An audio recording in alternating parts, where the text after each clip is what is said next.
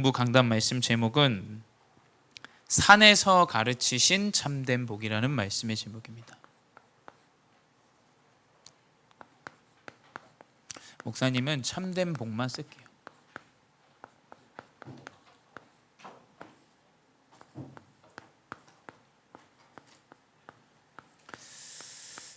산에서 가르치신 참된 복이라는 말씀의 제목으로 우리 이번 한 주 우리 중고등부 또 우리 모든 성도분들이 언약을 붙잡고 시작하시는 한 주 되시기 바랍니다. 예수님께서는 제자들을 산으로 많이 부르셨어요.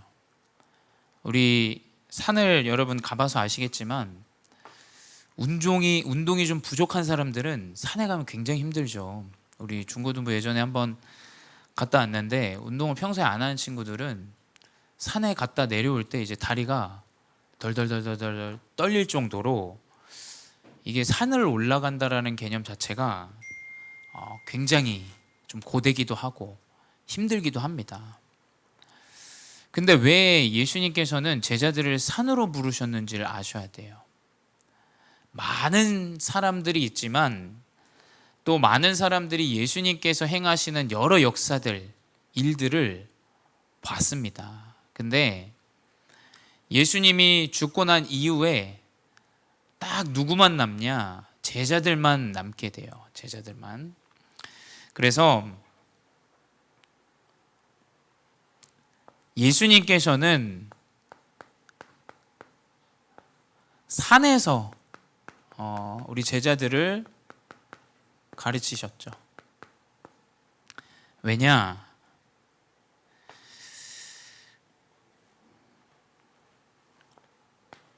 무리와 제자가 구별되는 곳이 산입니다. 산. 무리는 자기가 원하는 이득을 위해서 쫓아갑니다. 교회가 내가 원하는 이득이 없다, 가치 없이 여겨질 거예요. 또 혹여나 교회 생활하다가 내 이득이 조금 손실을 입는다, 이제 얼굴을 붉히면서 소리를 지르기도 하고 여러 가지 일들을 행사하죠. 그거 왜 그러냐? 무리가 그랬어요.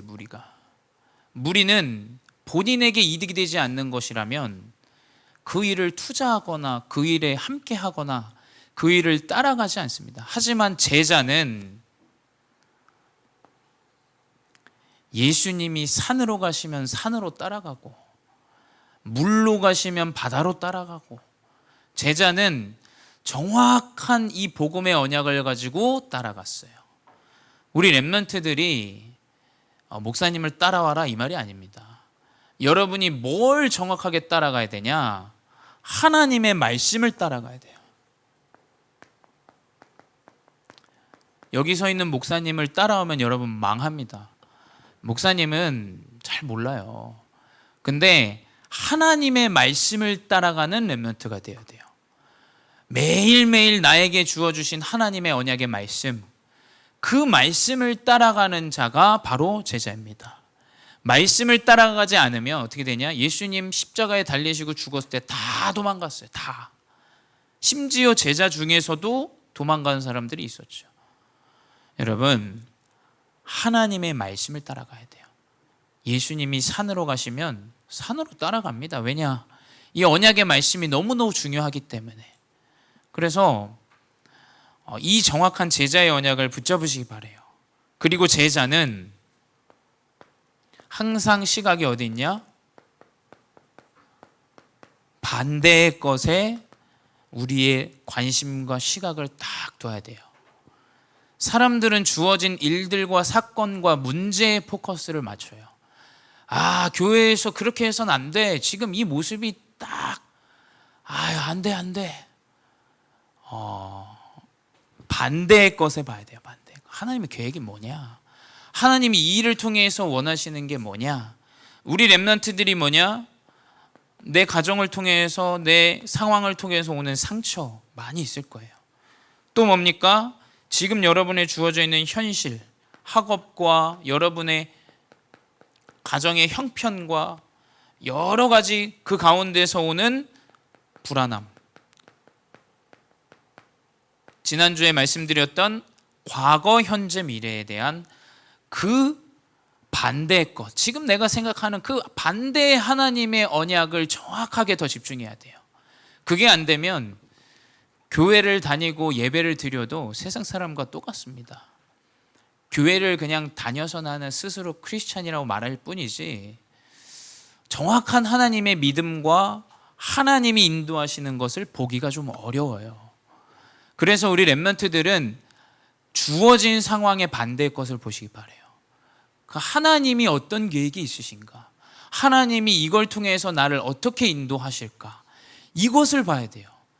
그거를 보는 자는 그거를 조금만 육신적으로만 봐도 성공하는 사람들이 많아요. 그렇죠? 세상에 성공한 사람들은 본인의 가정 형편에 붙잡혀 있지 않습니다. 진짜 성공하는 사람은 문제 앞에 넘어지지 않아요. 그 문제 앞에 더 중요한 것들을 보게 돼요. 그래서 우리 렘넌트들은 지금 나에게 주어져 있는 일들과 또 과거에 또 미래에 대한 여러 가지 여러분 불안한 것들이 있으실 거예요. 반대의 것을 꼭 보시기 바라요. 그래서 목사님은 오히려 그 반대 것 속으로 들어가라. 만약에 누군가가 학교에서 나에게 진짜 문제아를 맡겨줬다. 여러분 스스로 여러분이 자원하시기 바라요. 오히려 그 속으로 들어가는 게 더 나아요. 오히려 거기에 진짜 응답이 있어요. 그러면 어떻게 되냐? 하나님은 이 렘넌트를 통해서 살리는 자로 사용하세요. 여러분, 세상은 병들어 있어요. 병들어 있어요. 만약에 여러분이 치유에 정확한 언약 여러분이 붙잡는다면 이건 돈 문제가 아니에요. 음식을 하나 팔아도 내가 치유할 수 있는 음식을 판다? 살리는 자가 돼요. 그리고 뭡니까? 살리는 자 뭐냐? 서밋으로 가야 돼요. 서밋으로. 하나님은 여러분을 엘리트를 살리고 저 현장에 죽어있는 성공자들을 살리기 위해서 이 언약의 말씀을 주시고 인도하고 계신다. 그래서 여러분 붙잡으세요. 세상은 병들어 있습니다. 살려줘야 돼요. 살려줘야 돼. 그러면 여러분 분명히 대승하게 돼 있어요. 그래서 이 언약이 정확한 언약을 붙잡은 제자들의 여정이죠. 그래서 여러분 언약의 말씀을 따라가시 바라요. 그래서 우리 좀 더 깊이 있게 좀 보도록 할게요. 예수님께서 산으로 가셨다.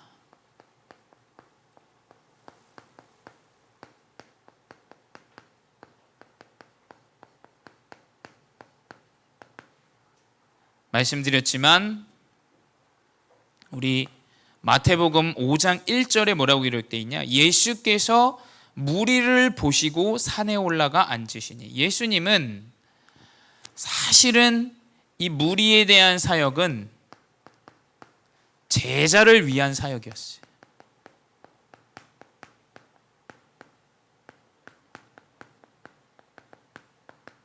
무리가 함께하면서 사역을 하신 것처럼 보이지만 뭐 어마어마하게 세상의 정치적인 것, 사람을 모으는 것처럼 보여질 수도 있어요.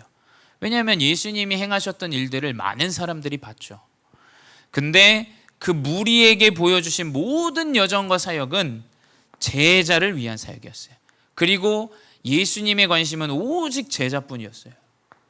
그래서 뭐냐? 제자들이 산으로 가시는 예수님을 보고 나아온지라 라고 기록되어 있어요.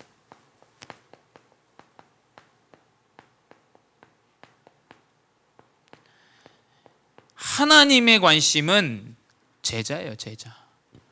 뭐 교회에서 이런 소리 저런 소리 아니면 뭐 불신앙 어떤 염려 걱정 다 나와도 하나님의 관심은 누구에게 있냐? 언약 잡은 렘넌트에게 있어요. 그 한 사람이면 하나님은 이스라엘 모든 백성들을 바벨론에 속국되어 있었지만 다시 이스라엘의 여정으로 인도하시죠. 제자들이 그 관심이 하나님의 모든 관심을 받은 제자들은 언약을 붙잡은 제자라는 사실을 절대 잊어서는 안 됩니다. 여러분, 하나님의 말씀을 가까이 해야 돼요.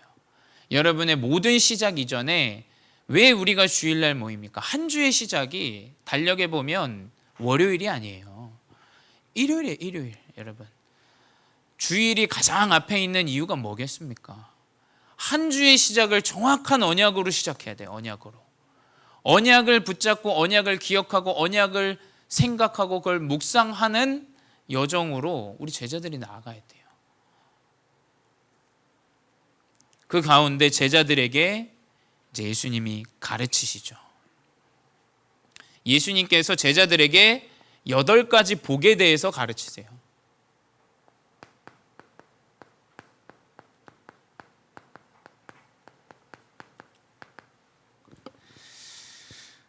어떤 복들을 가르치시냐? 첫 번째 뭐냐? 마태복음 5장 3절에 보게 되면 심령이 가난한 자는 복이 있다.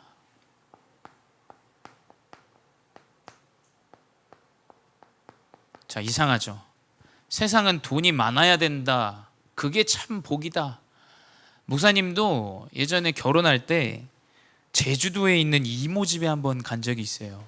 근데 그 이모도 교회를 다니시는데 그 이모가 저를 굉장히 안쓰럽게 보면서 이야기를 하시더라고요.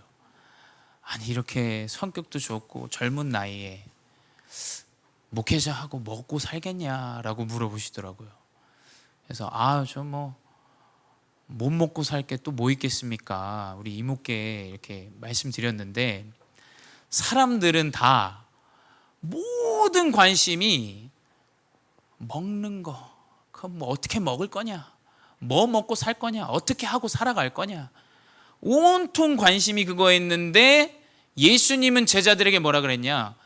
심령이 가난한 자는 복이 있도다 라고 얘기했어요. 이상하죠? 자꾸 반대 얘기를 하세요. 예수님께서는 4절에 뭐라고 돼 있냐? 애통하는 자는 복이 있다. 애통이 뭐냐? 눈물을 계속 흘리는 자. 영어로는 mourn이라 그래요. mourn. 그게 뭐냐면 눈물을 계속 흘리는 거예요. 애통하는 자는 복이 있다 그랬어요. 세 번째 뭐냐? 온유한 자는 복이 있나니. 내가 가진 모든 것들을 가지고 사람을 다스리고 막 화를 내서 내가 올라가고 이래야 행복이라고 세상은 얘기하는데, 성경은 온유한 자는 복이 있나니 라고 기록되어 있어요. 네 번째 뭐냐? 의에 줄이고 목마른 자는 복이 있나니. 아니, 배불러야 복이 있는 거 아닙니까? 잘 먹고 잘 살아야 되는데 의에 줄이고 목마른 자, 이 사람들이 복이 있다 그랬어요. 다섯 번째, 긍휼히 여기는 자. 용서하지 않고 복수하는 게 굉장히 더 멋있어 보여. 내가 받은 걸 배로 돌려줘야 더 멋있다고 세상은 얘기해요. 근데 성경은 긍휼히 여기는 자.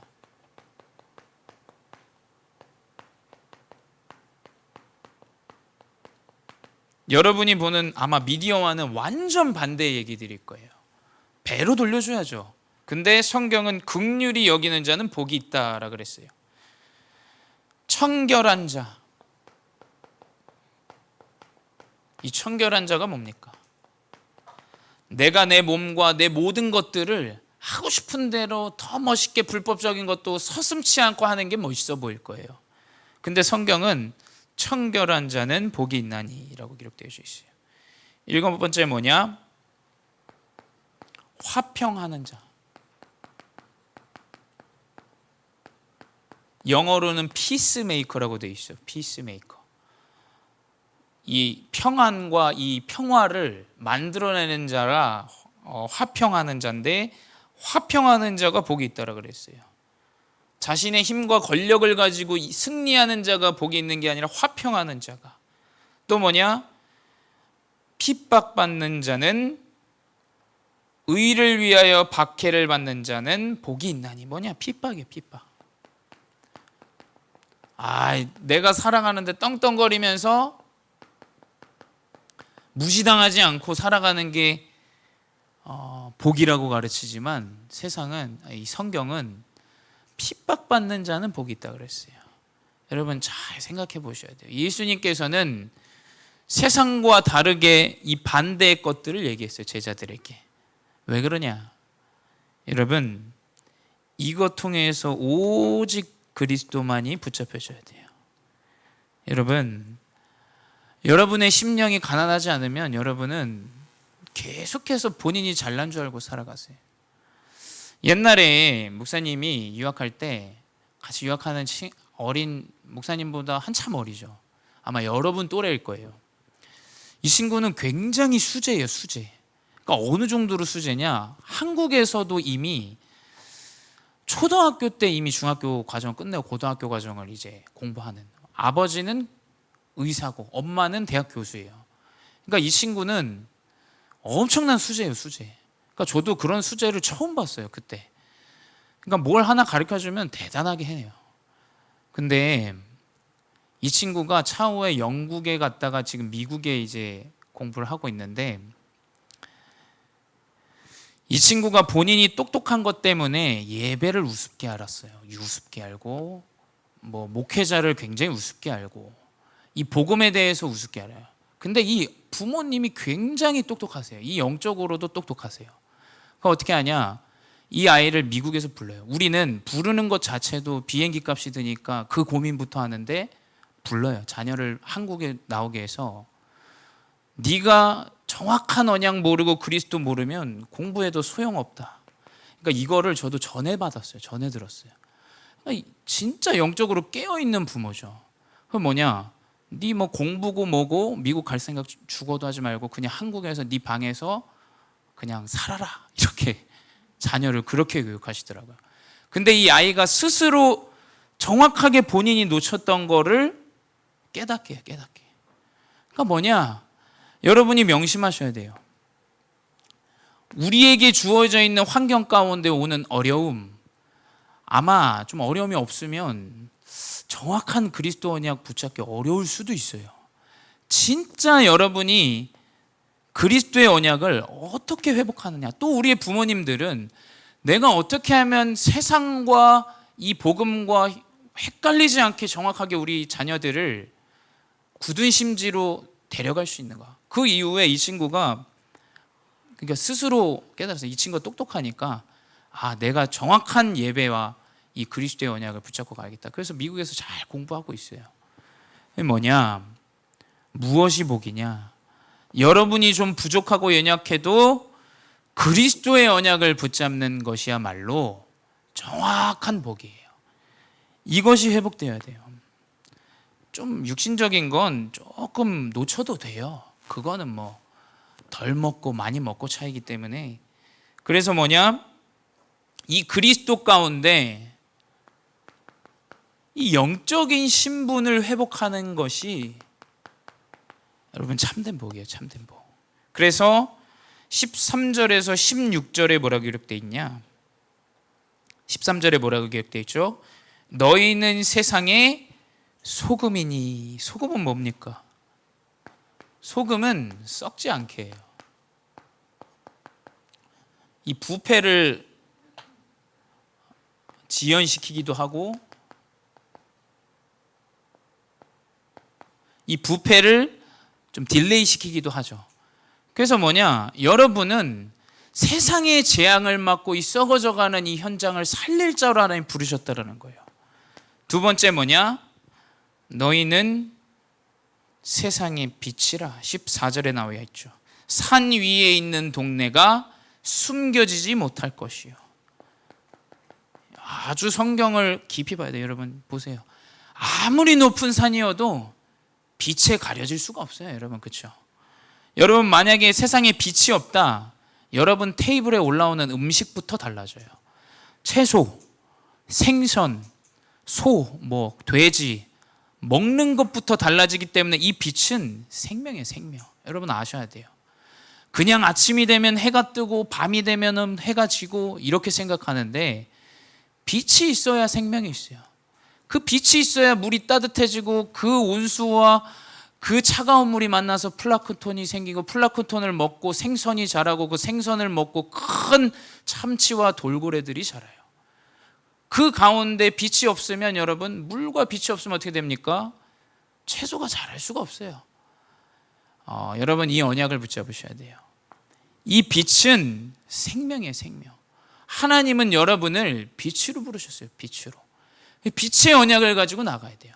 이 빛은 내가 어둡지라고 생각해도 빛이에요. 빛은 내가 어떻게 비치겠어 해도 빛이에요. 비치게 돼 있어요. 저 높은 산도 분명히 이 빛이 바라게 돼 있다. 이 언약을 붙잡으셔 봐요. 여러분의 이 영적 신분. 결론은 뭐냐?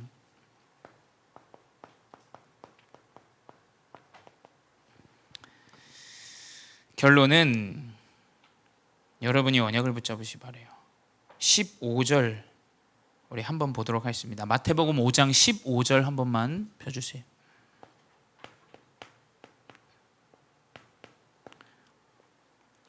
우리 같이 한번 읽어보도록 하겠습니다. 사람이 등불을 켜서 말 아래에 두지 아니하고 등경 위에 두나니 이러므로 집안 모든 사람에게 비치느니라. 어떤 사람이 어두운 방 안에서 빛을 켰는데 그 빛을 서랍 안에 두고 책상 밑에 둡니까? 빛은 분명히 올라가게 돼 있어요.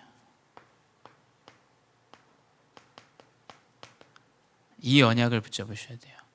빛은 분명히 하나님이 올리시게 돼 있어요. 등경 위에 두지 말 아래 두지 않습니다. 이 빛의 언약을 가지고 여러분은 영적 서밋의 응답을 누리는 한 주 되시기 바랍니다. 기도하겠습니다. 사랑의 하나님, 감사합니다. 이번 한 주 우리 렘넌트들이 또 우리 모든 여정 가운데, 인생 가운데 소금이요 빛이라는 사실을 결코 잊지 않게 하시고, 세상이, 저 문화가, 저 현장이 우리 렘넌트들 때문에 살아나는 참된 응답을 지금 이 시간 허락하여 주시옵소서. 주님, 빛은 분명히 서밋의 응답을 누리게 하신다고 하셨사오니 우리 렘넌트들이 현실 때문에 속지 않게 하시고, 지금의 내 과거의 이 상처 때문에 속지 않게 하시고, 하나님, 미래에 대한 불안한 염려 때문에 속지 않는 참된 은혜를 누려 세상이 말하는 그것들의 반대 것을 붙잡고 정확한 영적 서밋의 응답을 누리게 하여 주시옵소서. 지금도 살아계신 주 예수 그리스도의 이름으로 기도드렸사옵나이다. 아멘.